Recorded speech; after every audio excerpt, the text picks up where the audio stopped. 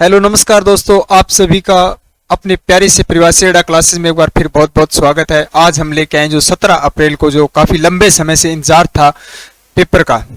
तो आज जो ऑनलाइन परीक्षा जो पैटर्न जो चेंज किया गया था पहले परीक्षा का, उसका आज पहला पेपर, पहली शिफ्ट का जो पेपर है हम लेके आए हैं। सबसे बड़ी खुशी की बात तो यह है कि जो पेपर का जो पैटर्न था, सिर्फ जो सिलेबस जो था वही सिलेबस था जो पहले ऑफलाइन था, उसी लेवल का पेपर था। पेपर जो है वो बहुत आसान था, जैसे पहले ऑफलाइन होता था उसी अकॉर्डिंग पेपर ऑनलाइन हुआ। तो आज पहली शिफ्ट का जो पेपर था 8:30 बजे से 9:30 के बीच जो शिफ्ट थी, उसको पेपर को लेके आए हैं। और जो ये क्वेश्चन जो डाले गए हैं इस क्लास में, इसमें जो क्वेश्चन जो डाले गए हैं वो आप द्वारा, बच्चों द्वारा भेजे गए क्वेश्चन है, क्योंकि परीक्षा देने कोई टीचर तो जाता नहीं है। तो अगर आपको किसी भी क्वेश्चन में डाउट हो सकता है किसी बच्चे के बताने में भाषा में डिफरेंस हो, तो हमारी स्क्रीन पे व्हाट्सएप नंबर चले, उस पर आप हमें संपर्क कर सकते हैं, हमसे क्वेश्चन भेज सकते हैं। अगर आपका अभी तक एग्जाम नहीं हुआ है, अगली शिफ्ट में एग्जाम है, तो उन क्वेश्चनों को आप भेज सकते हैं। चलिए आज की इसकी पहली शिफ्ट के एग्जाम को, पेपर को जो क्या है शुरू करते हैं। आज का पहला क्वेश्चन, पहली शिफ्ट का पहला क्वेश्चन देखिए। पहला क्वेश्चन है, वर्तमान में गुजरात के मुख्यमंत्री कौन है। देखिए गुजरात के जो है वर्तमान जो मुख्यमंत्री 2023 के जो मुख्यमंत्री है वो भूपेंद्र पटेल है। कौन है? भूपेंद्र पटेल जो है गुजरात के वर्तमान या हाल ही में जो अभी नियुक्त किए गए हैं वो कौन है? भूपेंद्र पटेल जो है वर्तमान गुजरात के मुख्यमंत्री हैं। जिनका एग्जाम अभी नहीं हुआ वे भी ध्यान रखें। एक ये क्वेश्चन, आचार्य देवव्रत जो है ये वर्तमान क्या है? राज्यपाल हैं। वर्तमान राज्यपाल जो है गुजरात के कौन है? आचार्य देवव्रत हैं। देखिए दूसरा क्वेश्चन, 63/45 को प्रतिशत में बदलो। देखिए 63/45 कोई संख्या है, उसको क्या है? प्रतिशत में बदलना है। तो प्रतिशत में बदलने के लिए हमें क्या करना होगा? इंटू 100 करना होगा। तो देखिए इसको काटिए, 9 से 7 पे कट गया और 5 से कट गया, फिर इसको काटेंगे 20 से, तो इंटू 140। तो राइट आंसर क्या होगा? 140। चलिए क्वेश्चन नंबर 3, उड़न परी किसे कहा जाता है। देखिए उड़न परी जो है वो किसको कहा जाता है? तो उड़न परी जो है वो पीटी उषा को कहा जाता है। किसको कहा जाता है? पीटी उषा को क्या है? उड़न परी कहा जाता है। यह एथलेटिक्स खेल से जुड़ी थी और 400 मीटर बाधा दौड़ जिसको बोलते हैं, 400 मीटर बाधा दौड़ या हर्डल की क्या है? यह एक खिलाड़ी थी और एथलेटिक में पहुंचने वाली पहली महिला थी। सेमीफाइनल में, ओलंपिक खेल में पहली बार सेमीफाइनल में पहुंचने वाली पहली महिला जो थी वो पीटी उषा थी। और ये भी ध्यान रखिए जिनका एग्जाम नहीं हुआ है, मिल्खा सिंह जो है इन्हें फ्लाइंग सिख के नाम से जाना जाता है, और मेरी कॉम जो है इनको सुपर मोम के नाम से जाना जाता है। चलिए क्वेश्चन नंबर 4, एक अधिकोण त्रिभुज के दो कोणों का योग होता है। देखिए एक पूछा क्या गया? अधिकोण त्रिभुज के दो कोणों का योग कितना होता है। देखिए त्रिभुज जो होता है उसका जो मान जो होता है समान त्रिभुज का वो 180 डिग्री होता है। यहां पूछा गया अधिकोण, तो अधिकोण जो त्रिभुज होता है, अधिकोण जो त्रिभुज होता है उसका एक कोण जो होता है वो 90 डिग्री का होता है। कितना होता है? 90 डिग्री का होता है। तो कुल जो मान होता है त्रिभुज का कितना होता है? 180। कितना बच गया? 90। तो दो कोणों का योग जो होता है 45 डिग्री 45 डिग्री। तो दो कोणों का जो योग है वो 90 डिग्री होता है अधिकोण का। चलिए क्वेश्चन नंबर 5, टेबल टेनिस को अन्य किस नाम से जाना जाता है। देखिए टेबल टेनिस खेल जो है उसको अन्य किस नाम से जाना जाता है। तो पिंग पोंग जो है वो टेबल टेनिस को अन्य नाम से जाना जाता है। क्या नाम? टेबल टेनिस को अन्य किस नाम से जाना जाता है? पिंग पोंग से नाम से जाना जाता है। और जिनका एग्जाम नहीं हुआ है वो ध्यान रखिए, कुंदक क्रीड़ा जो है, कुंदक क्रीड़ा जो है वो क्रिकेट खेल को कहा जाता है। संस्कृत भाषा का संबंध शब्द है क्रिकेट खेल को। और सॉकर जो है, यह भी ध्यान रखें, सॉकर जो है फुटबॉल खेल को कहा जाता है। किसको कहा जाता है? फुटबॉल खेल को कहा जाता है। चलिए क्वेश्चन नंबर 6, मंगल पांडे का संबंध किस संग्राम में से था। देखिए मंगल पांडे का जो संबंध था निम्न में से किस संग्राम में से था। चोरी चोरी कांड से नहीं था, दांडी मार्च यात्रा से नहीं था, और 1857 की क्रांति से इनका क्या था? संबंध था। दो बातें और ध्यान रखें, 1857 की क्रांति जो है वो कब शुरू हुई? तो 10 मई को, 10 मई 1857 को क्या है? शुरुआत हुई थी। और मंगल पांडे जो थे ये 1857 क्रांति के पहले शहीद माने जाते हैं, पहले शहीद व्यक्ति थे। तो मंगल पांडे को जो है पहले शहीद थे। चलिए क्वेश्चन नंबर 7, चींटी के डंक में कौन सा अम्ल पाया जाता है?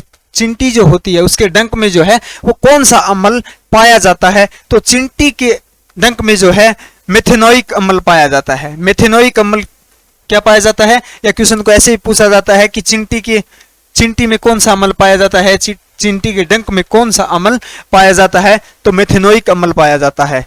सी ऑप्शन राइट होगा।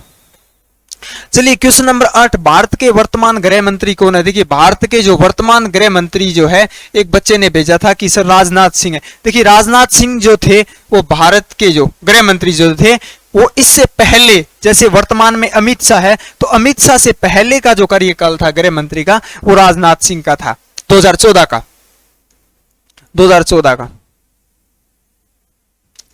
तो वर्तमान जो है गृह मंत्री वो कौन है? अमित शाह। और राजनाथ सिंह जो है वर्तमान रक्षा मंत्री हैं, डिफेंस मंत्री। रक्षा मंत्री जो है वो कौन है? राजनाथ सिंह। और द्रौपदी मुर्मू जो है ये भारत की वर्तमान क्या है? राष्ट्रपति हैं। वर्तमान राष्ट्रपति कौन है? द्रौपदी मुर्मू है। और वर्तमान में जो गृह मंत्री है वो अमित शाह, और रक्षा मंत्री जो है वो राजनाथ सिंह है, जिनका एग्जाम नहीं हुआ है वो ध्यान रखें। चलिए क्वेश्चन नंबर 6, आगरा में स्थित मकबरा है। देखिए आगरा में स्थित मकबरा या इमारत है, इमारत भी बोल सकते हैं, तो कौन सी है? तो वो है ताजमहल। कौन सी है? ताजमहल। तो निर्माणकर्ता कौन थे इसके? शाहजहां थे, यह भी ध्यान रखें। शाहजहां जो थे वो ताजमहल का क्या है? निर्माण करवाया था। और इसको मकबरा भी कहते हैं। ये किसका मकबरा था? मुमताज का। मुमताज जो थी कौन थी? शाहजहां की प्रेमिका थी। चलिए क्वेश्चन नंबर 10, क्वेश्चन नंबर 10 है, जूल किसका एसआई मात्रक है? देखिए जूल जो है वो किसका एसआई मात्रक होता है? तो जूल जो है वो ऊर्जा का एसआई मात्रक है। क्या है? ऊर्जा का एसआई मात्रक होता है। और इसके साथ साथ यह भी ध्यान रखिए, शक्ति का जो एसआई मात्रक होता है वो वाट होता है। और बल जो है, बल का जो एसआई मात्रक है वो न्यूटन होता है, न्यूटन। चलिए क्वेश्चन नंबर 11, इमली में कौन सा अम्ल पाया जाता है? कि इमली जो होती है उसमें कौन सा अम्ल पाया जाता है? तो इमली में जो है वो टार्टरिक अम्ल पाया जाता है। और इसके साथ साथ ये भी ध्यान रखें, टार्टरिक अंगूर जो है उसमें भी क्या है? टार्टरिक अम्ल पाया जाता है। इमली और अंगूर दोनों में क्या है? टार्टरिक अम्ल पाया जाता है। क्वेश्चन नंबर 12, राज्यसभा में मनोनीत सदस्य कितने? देखिए राज्यसभा में कितने सदस्यों को मनोनीत किया जाता है? तो 12 सदस्यों को मनोनीत किया जाता है। अब बात आती है कि किसके द्वारा किया जाता है, यह भी पूछा जा सकता है। तो राज्यसभा में जो सदस्य को मनोनीत किया जाता है वो राष्ट्रपति द्वारा किया जाता है। किसके द्वारा किया जाता है? राष्ट्रपति द्वारा मनोनीत किया जाता है। कितने सदस्यों को मनोनीत किया जाता है? तो 12 सदस्यों को मनोनीत किया जाता है। सिंधु घाटी सभ्यता का दक्षिणतम भाग है। देखिए सिंधु घाटी सभ्यता जो है उसका दक्षिणतम बिंदु कह सकते हैं, दक्षिणतम स्थल कह सकते हैं। तो कौन सा स्थल है? तो दक्षिणी दो स्थल जो है वो देमाबाद है। कहां स्थित है देमाबाद? महाराष्ट्र राज्य में। कहां स्थित है? महाराष्ट्र राज्य में है। अब बात करते हैं, 4 स्थल खोजे गए थे, उत्तर, दक्षिण, पूर्व, पश्चिम। तो दक्षिण जो स्थल जो था हमारा वो कौन सा था? देमाबाद। अब बात करते हैं उत्तरी स्थल। उत्तरी स्थल जो है वो मांडा है। कौन सा स्थल है? सिंधु घाटी सभ्यता का उत्तरी स्थल मांडा स्थल है। कहां स्थित है? तो जम्मू एंड कश्मीर राज्य में स्थित है। कहां स्थित है? जम्मू एंड कश्मीर राज्य में स्थित है। अब बात करते हैं आलमगीरपुर। देखिए आलमगीरपुर जो है यह पूर्वी स्थल है। कौन सा स्थल है? पूर्वी स्थल जो है आलमगीरपुर। कहां स्थित है? तो उत्तर प्रदेश में, उत्तर प्रदेश राज्य में स्थित है सिंधु घाटी सभ्यता का पूर्वी बिंदु। कौन सा? आलमगीरपुर। किस राज्य में स्थित है? उत्तर प्रदेश में। अब सूतकांगोडोर जो है यह जो है सिंधु घाटी सभ्यता का पश्चिमी स्थल है। कौन सा है? पश्चिमी स्थल है जो पाकिस्तान में स्थित है। फिर भी ध्यान रखें, पूछा नहीं जाएगा लेकिन फिर भी ध्यान रखें क्योंकि भारत के ही पूछे जाते हैं ज्यादातर, तो उत्तरी और दक्षिणी पूछे जाते हैं। तो क्लियर है, पूर्वी जो पश्चिमी जो स्थल है वो कौन सा है? सूतकांगोडोर कहां स्थित है? पाकिस्तान में। आलमगीरपुर जो है यह पूर्वी स्थल है। कहां स्थित है? उत्तर प्रदेश राज्य में। और देमाबाद जो है यह दक्षिणी बिंदु है। कहां स्थित है? महाराष्ट्र राज्य में। और मांडा जो है यह उत्तरी स्थल है। कहां स्थित है? जम्मू एंड कश्मीर राज्य में स्थित है। देखिए क्वेश्चन नंबर 14, 9 माह का 8% दर से 1,00,000 रुपए का साधारण ब्याज बताओ। देखिए 9 माह है, तो माह को सबसे पहले हम बदलेंगे किसमें, माह जो है उसको वर्ष में बदलेंगे। देखिए तो 9 माह है, 9/1 वर्ष में कितने माह होते हैं, 12 होते हैं, इंटू राशि जो प्रिंसिपल जो दिया गया है कितना है, 1,00,000, 1,00,000 रुपए दिया गया है। समय जो है, प्रतिशत जो है, दर जो दी गई है वो हमारी कितनी है, 8% दी गई है, बटे कर देंगे 100। अब देखिए संख्या को काटते हैं, 2 जीरो से 2 जीरो, 3 तिया 9, 3 चौक 12, 4 को काट देंगे 2 से, तो 3 दूनी 6, 6 इंटू 100, तो 9 माह का साधारण ब्याज जो है 8% की दर से 6,000 रुपए होगा। कितना होगा, 6,000 रुपए होगा। तो सी ऑप्शन राइट है इसका।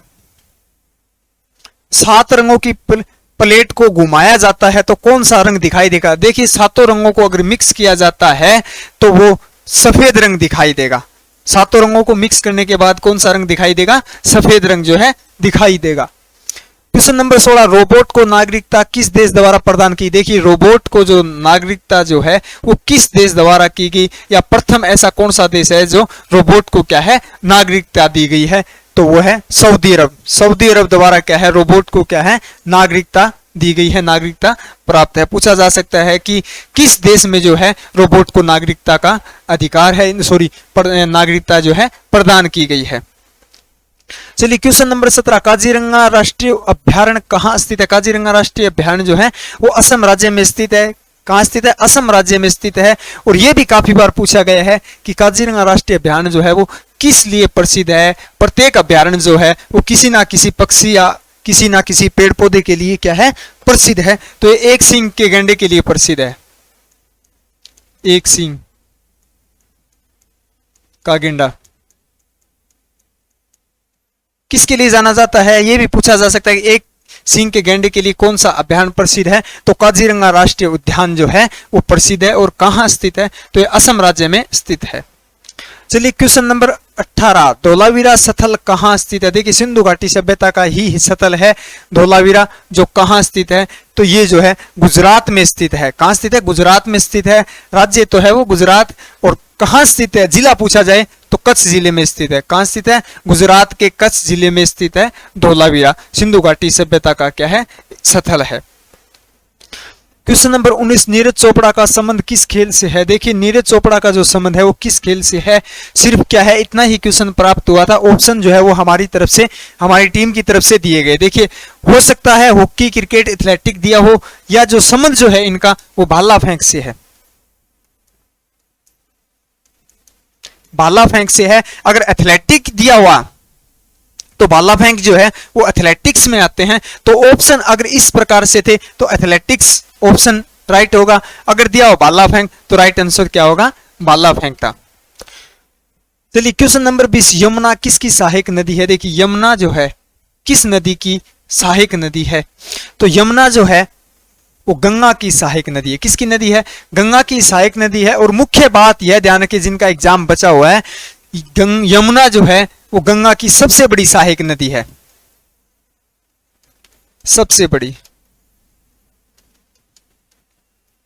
बड़ी सहायक नदी कौन सी है, यमुना नदी है। और इसके साथ साथ यह भी ध्यान रखिए, कोसी जो नदी है, एक सोन जो नदी है, कोसी, सोन, रामगंगा, ये तीनों जो नदी है यह भी क्या है, गंगा की सहायक नदी है। किसकी सहायक नदी है, सोन, कोसी, रामगंगा, गंगा की सहायक नदी है। और यमुना जो है वो गंगा की सबसे बड़ी सहायक नदी है। चलिए क्वेश्चन नंबर 21, सोने का रासायनिक नाम है। देखिए सोने को अन्य किस रासायनिक नाम से जाना जाता है, तो सोने को रासायनिक नाम जो है ओरम नाम से जाना जाता है। किस नाम से जाना जाता है, ओरम नाम से जाना जाता है। और सोना जो है सबसे अधिक आघातवर्धनीय धातु है। क्या है, सबसे अधिक आघातवर्धनीय धातु है, जिसको पीट कर क्या है, लंबी परत या तार का रूप भी दिया जाता है। तो ये क्या है, टूटती नहीं है, लंबी। तो इसे आघातवर्धनीय, सबसे अधिक आघातवर्धनीय धातु जो है सोना होती है। और चांदी भी होती है। अगर ऑप्शन में पूछा जाए कि निम्न में से आघातवर्धनीय धातु है, सबसे ज्यादा आघातवर्धनीय धातु जो है वो कौन सी है, अगर ऑप्शन में सोना नहीं हो तो चांदी कर सकते हैं। तो दूसरे नंबर पे क्या आती है, चांदी आती है। और एक इसका संकेत याद रखें, AU, सोने का जो तो रासायनिक संकेत है वो Au। दूसरा ऑप्शन भी देखिए, फेरम जो है वो किसका रासायनिक नाम है, तो लोहे का। लोहे का रासायनिक नाम जो क्या है, Fe। संकेत जो होता है इसका Fe होता है। लोहे का रासायनिक नाम जो है वो फेरम है। सोने का रासायनिक नाम जो है वो ओरम है और संकेत है वो Au। और ये सबसे अधिक आघातवर्धनीय धातु है। क्वेश्चन नंबर 22, गदर पार्टी की स्थापना कब की गई थी? गदर पार्टी की जो स्थापना है वो कब की गई थी? तो इसकी स्थापना जो है वो 1913 में की गई थी। और इसका एक स्थान भी ध्यान रखें, स्थान भी पूछा गया है कि गदर पार्टी की स्थापना जो है वो कहां की गई थी, तो अमेरिका में। कहां की गई थी? अमेरिका में गदर पार्टी की क्या है, स्थापना की गई थी। कब की गई थी? 1913 में। देखिए क्वेश्चन नंबर 23, निम्न में से वायरस जनित रोग है। देखिए निम्न में से वायरस जनित रोग है, तो पेचिश जो रोग है यह एक जीवाणु जनित रोग है। जीवाणु जनित रोग है। और रेबीज जो होता है यह एक विषाणु जनित रोग है। तो राइट आंसर जो क्या है, बी होगा। और निमोनिया जो है यह भी ध्यान रखिए, यह भी क्या है, एक जीवाणु जनित रोग है। तो आज जो हमारे पास पहली शिफ्ट के जो पेपर जो हुआ था उसमें से बच्चों द्वारा 23 ही क्वेश्चन भेजे गए थे। जैसे ही हमें अधिक क्वेश्चन प्राप्त होते हैं हम अगली वीडियो में आपसे चर्चा करेंगे। तो आप हमारे साथ बने रहिए। मिलते हैं आज की अगली शिफ्ट के साथ, शिफ्ट नंबर 2 के साथ हम मिलते हैं। तब तक हमारे साथ बने रहिए और चैनल को शेयर करें, सब्सक्राइब करें। जय हिंद, जय भारत।